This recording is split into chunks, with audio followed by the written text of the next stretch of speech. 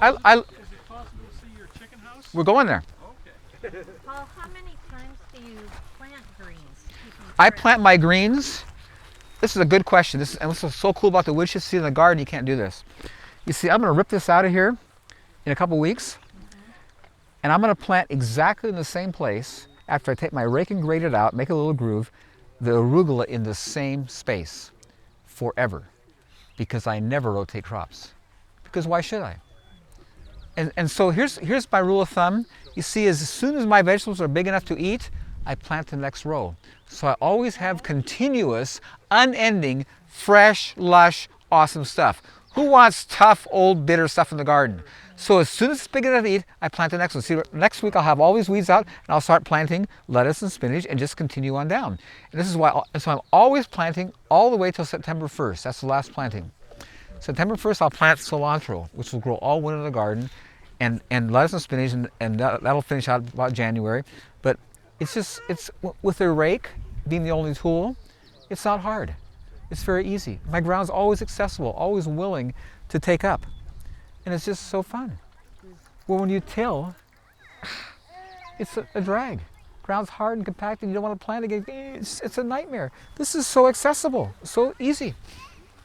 So cilantro you don't plant in the spring? I'm planting. Yeah, I got it coming up over there. Yeah, cilantro is my favorite. I planted it probably 7 times a year.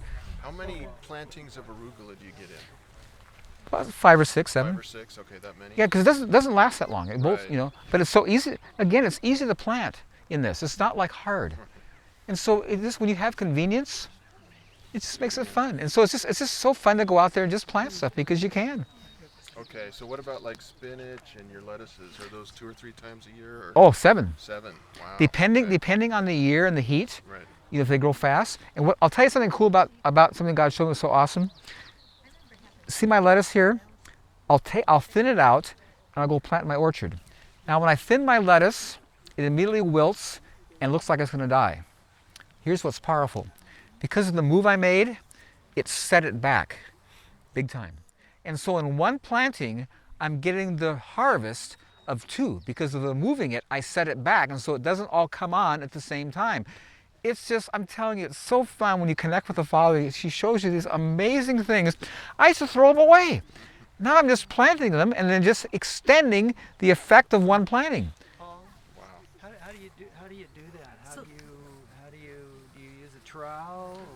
No, my favorite tool in the garden is an asparagus knife. It's a little tool with a wooden handle that comes down to a little thing that opens up like this, and it's because it's narrow, you can get under everything really quick, and all I do is just basically loosen the ground and pull it up. My asparagus knife I've used for everything, because the trowel is big. This is really, so it's very non-labor intensive. Asparagus knife is my most favorite tool for weeding, for moving plants, for everything, because it's just so easy to get in, underneath, and move. And because this is not hard and compacted, I'm not using a shovel. See, again, when you have easy soil, it makes everything easy. I just And harvested all your those tools small are, ones. my only tool in the garden is an asparagus knife and a rake, period. No shovel, no hoe. I mean, it's so fun because I don't need those things. And I so get this amazing God, easy yoke, light burden. Simple. It's so So fun. you pull the lettuce up and move it to a different Yeah, spot? I'll go plant out in the orchard over there. See, I just harvested all that and brought it in the house, and it's great. We're eating it, and it's Well, delicious. well, all the that- small ones. Yeah. You see, that's what I'm doing. I'm eating that, but pretty soon I'm gonna have to get to that. So if I don't move it, it's gonna be congested and not look nice. And so I want them to have airspace. And so I'm gonna. But I'm eating a lot of that right now because it's just so good. It is. That asparagus knife's a lot like a dandelion tool. Yeah, very much. Yeah, yeah, and Only it's narrower. yeah. Is But, that is this asparagus Well, you knife can looks just like buy this? those. Can you see? that's it. She's got a picture right here. She's got a picture on the phone here. That tool, I guarantee you, you're gonna come to love. It just does all your weeding, all your plant removal. It's just awesome. And because it's so little, you're not doing a lot of work to get it in the ground. You're not moving any. So it's just so convenient to use. You know, L.E. had a huge asparagus. That's Who? L.E. Yeah. Oh, I know. Remember that right by the Yeah. house? When you're going down by the high school? I love that place. They understood. You know that major generator running all the pipes under the sidewalks, all into the buildings for. There was such wisdom in that. I love that man. I was on faculty for 12 years. Yeah, that was such a great. You know, yes. What's the coldest it gets here? The coldest I've seen it here is 8 degrees. That's what, yeah. I get 25 below because I live in Colorado. Okay. And the soil, everything is so dry and it's windy. Well, this is going to change the dryness, and the wind will not move it. And so you won't be having things in the wintertime. But I would see root vegetables. I think you can do it 25 below zero with wood Carrots, chips. okay. Yeah, and so the wood chips will insulate the ground, and when the ground freezes, they actually get sweeter. They're better. So in those places, you just pray, and God will show you where you can grow things that normally everybody can't. You see all my fig trees over here?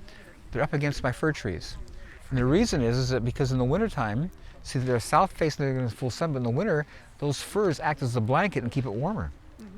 So as you're walking around your place, God just opens up to you places that you can do things that nobody else can because you have these little environments. Well, I'm trying. Maybe my wood chips aren't deep enough yet. No, it just takes time. You started with a depleted space, and you're trying to improve it. So it's not going to happen overnight. But if you stay in prayer, and He says, in all your ways acknowledge Him, He'll direct your paths. I know And His directions are awesome. I know of several people who've given up after 2 or 3 years, and it's like, but every year it's getting better. Yeah. But it's not getting better fast enough. No, Because come we on. live in a culture that wants everything now and instant, which is not Exactly. real. It's not Exactly. real. And it's frustrating to answer and say, well, patience and you'll win. And you know how patience comes? Count it all joy Exactly. when you fall into all kinds of trials, knowing the trial of your patience worketh patience. Yes. And you know what's so cool about There's that? endurance. And let patience have its perfect work, so you will be complete and get everything. You know what I get about God? When things are really falling apart in my life and all kinds of trials are happening, I'm realizing He's looking for an upgrade. He wants to give me more. Yep. And He's giving me a test to make sure I can handle it. And if I walk through that place, counting it all joy and everything give thanks, then I've demonstrated I can handle the upgrade. It's not going to take me out. So when bad things happen, you got to put the perspective as God's looking for an upgrade. He wants to give me more. So this is good. Count it all joy. Yeah, it's awesome. And you see, He's all good. That's His nature. And to think that He's not is a lie. And that's coming from the liar, you know. Question, I'm sorry. How close could you go ahead? Do you ever have problems of termites in your wood chip? No. And anthills? You know why? Why? Because termites are only eating dead wood. Wood chips are not dead, they're live, they're breaking down, there's all kinds of life forces available. Termites only go into buildings with totally dead dry wood. Wood chips are not dead dry, they're living. Funguses, bacteria, all kinds of life forms there. So no insect problem. What about anthills? Like, What about them? Ant hills I love, I feed to my chickens. My chickens love ants. oh, okay. See, everything in nature is a wonderful resource.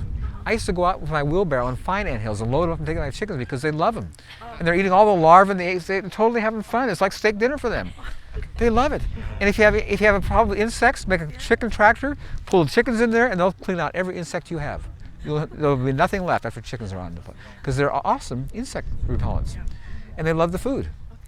So, see, God's provided everything we need in nature for connecting, asking, paying attention. I have people call me from the middle, had fire ants, I mean bad. I told them make a chicken tractor, they call me back in a few minutes. I can't believe it, man, all the ants are gone. Well, chickens are effective, they work, you know, and your chickens are thankful. You just fed them good, you know. So everything has a purpose and a place, and it's just all about connecting to get it. So how close could you plant the figs to the fir? Well, you can see right there. Could you plant them even closer back up against the I could, fir? yeah. Would it work? You see, if you look at it, see, I'm south facing, I'm getting full sun. So as long as I'm getting that sun, they're going to develop. But in the wintertime, and I notice when I'm walking across to my chicken pen, it's warmer along my firs than out in the open. So again, it's this whole thing of being attentive, listening, paying attention. God speaks to you. Are you noticing? It's warmer here. Well, duh. Figs will do better in a warmer space. You know, again, it's so much about just paying attention, listening, because it's all very simple, and we perish because we're not listening. We're not taking in knowledge. We're thinking, you know, we're preoccupied with what we can't do. You see, what I've learned in the Spirit is that the word can't is not part of God's vocabulary. It's not. That He doesn't use can't. Nothing's too hard for Him. And so, since I'm His kid, He's my dad, we're connected, I want to get onto that idea.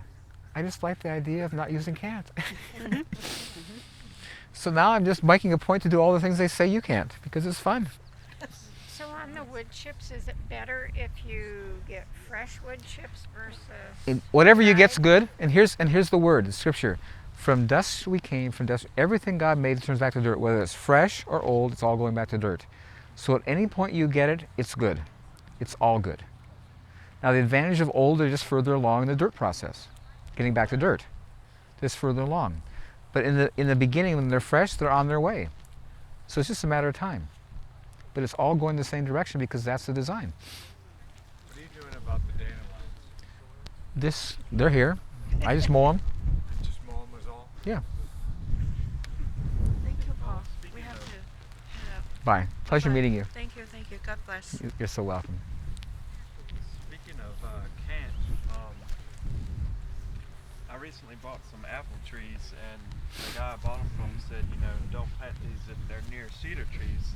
And honestly, I didn't believe him because you've got some of the greatest apple trees around, and cedar trees are everywhere. But he was warning about the cedar rust. So I wanted to hear, what your thoughts were on. Cedar rust only happens in environments when it's dry. All the damage you ever see in forests to any trees is when you have droughts. Never when it is not. So all the issues is coming from a unnatural environment. And so when things come into a proper, ordered, natural environment, there aren't issues. They're not. It's in a drought situation where you have diseases affecting trees because they're dry, and a disease can attack them. And it's just, again, it's just when you see how amazing God made it, and it's so simple, and see all these issues they tell you can't do, it's just, come on, it's not happening in nature. And I could have all kinds of diseases around me. They're not going to touch me. I could be around people sneezing and coughing with the flus, all the stuff that's going to kill everybody. It's not going to touch you because my immune system works well, and it's powerful, and that is no threat to me, none. And the same is true to my plants. And so when diseases show up, they're a wake-up call telling you your plant's not well. It's dehydrated. So instead of killing the insect, you correct the state of your plant. It's backwards what we do. The insect's not a problem. He's a wake-up call. He's the alarm system. So get your plant well. And insect leaves.